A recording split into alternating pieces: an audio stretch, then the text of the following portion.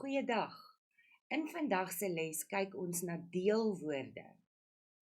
Deelwoorde in Engels is participles. En ons kry twee verskillende soorte, teenwoordige deelwoorde en verlede deelwoorde.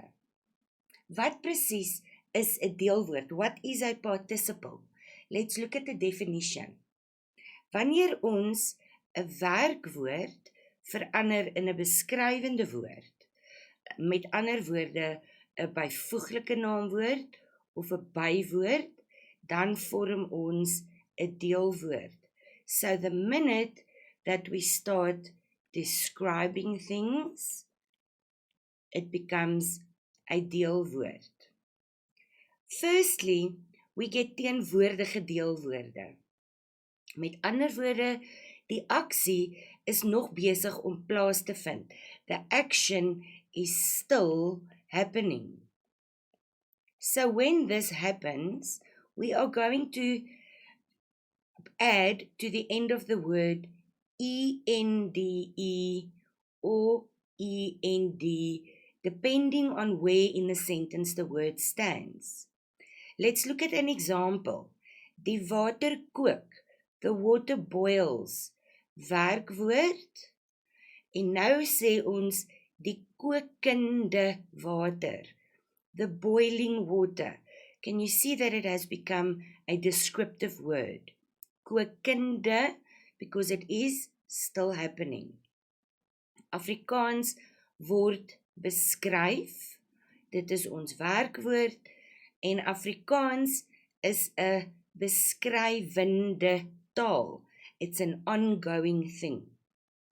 Die water loop uit die kraan. Once again, our verb changes into a descriptive word, die lopende water, still happening. In English, this would be the running water. So because we don't have the ing in Afrikaans, that is when we add the ende, which shows us that the action is still happening. Of course, we have our exceptions to the rule, uitsonderings. Hierdie woorde eindig net met de. So enige woord afgelei van doen, gaan, sien, staan, slaan en hulle afleidings. Remember, afleidings is when we add a prefix or a suffix to the word.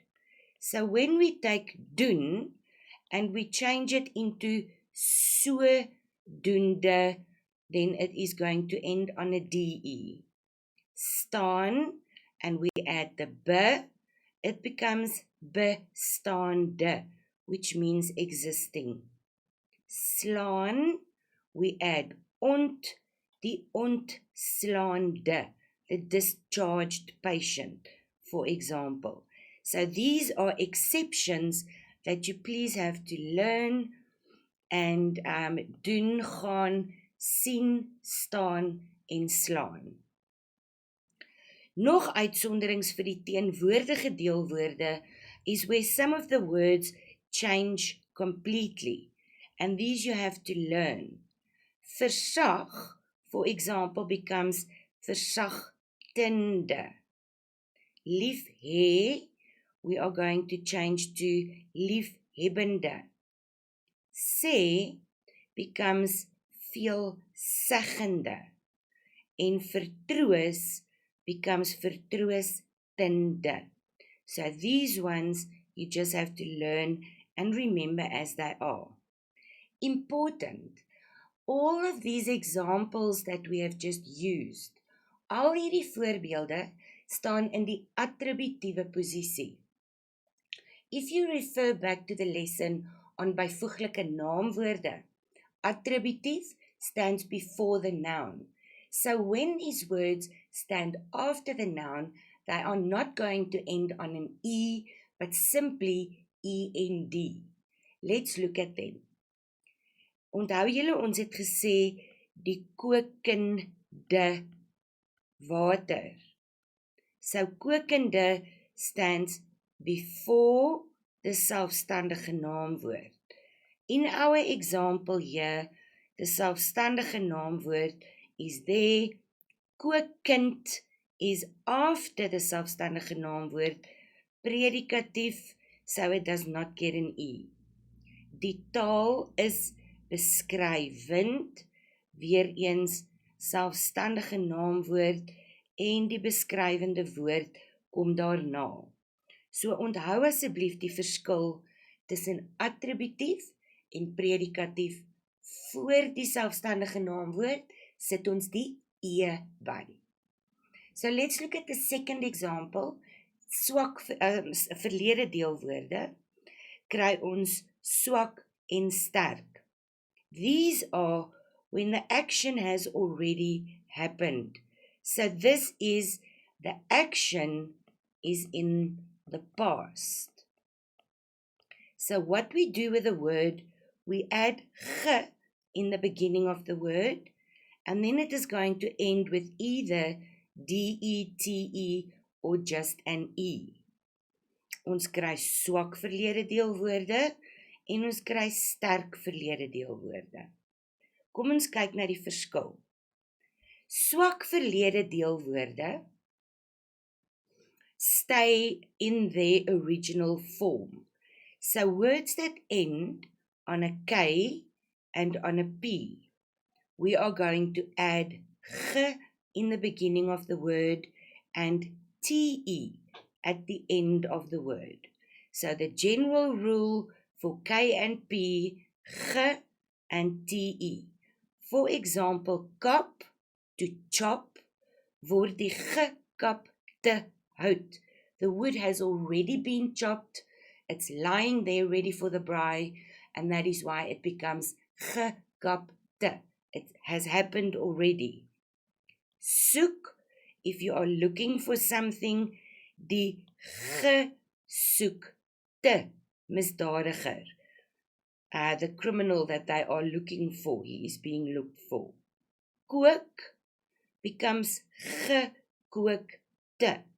Now remember when we said die kokende water, the boiling water, it's still boiling. But once we have cooked the food, for example, it has already happened, so then it becomes a past participle, 'n swak verlede deelwoord, gekookte kos. En as iets breek, hy het op die grond geval, and now it is broken, die gebreekte glas. So these rules apply for words that end on K and P. Then we are going to look at words that end on F, G, and S. Now these ones also get a ge in the beginning, like all verlede deelwoorde, but these ones you can write with a TE or a DE, they are both correct.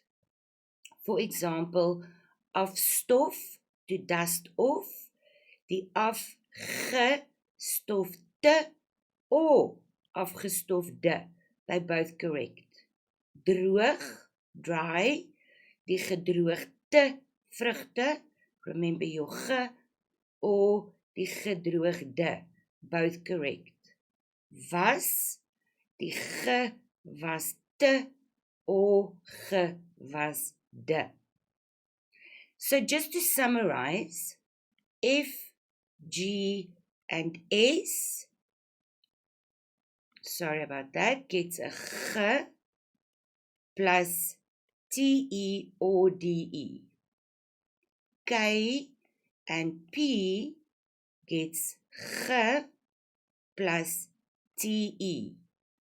And all the rest gets ge plus DE. Right. Now let's look at sterk verlede deelwoorde.